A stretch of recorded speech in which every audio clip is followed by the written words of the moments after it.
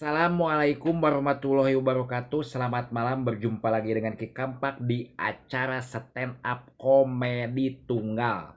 Harum mewangi sepanjang hari. Pusing, pusing, pusing, pusing, pusing, pusing, pusing. Lamun jelema ngaku pinter atau jelema pinter can aya manfaatna sarua jeung bodoh. Bodoh naon Ki? Katotoloyo. Geningan kitu Ki.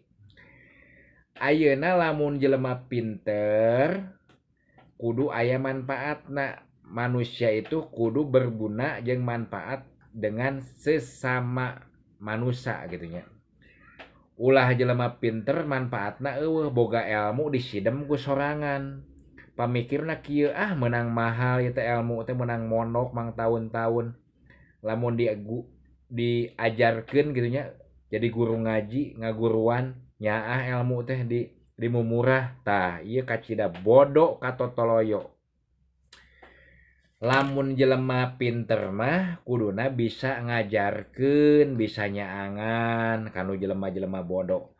Can bisa disebut pinter lamun eueuh manfaatna sarua keneh jeung jelema bodoh sama rata gitu nya. Kan kieu naon mah satu ayat pun lamun diamalkeun manfaat. Jelema anu teu bisa maca bismillah ajarkeun ku urang dina waktu nek dahar kita maca bismillah. Tah manfaat teh hiji ge.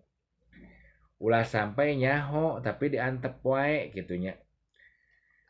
Biasana lamun jelema pinter mah mun supaya manfaat kumaha yeuh? Dina pergerakan masyarakat teh yeuh. Misalkan di KRW-an atau di pedesaan gitu nya. Kumaha ya supaya gerakan.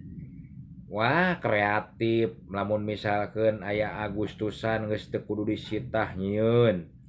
Aya acara misalkan ningali solokan mendung.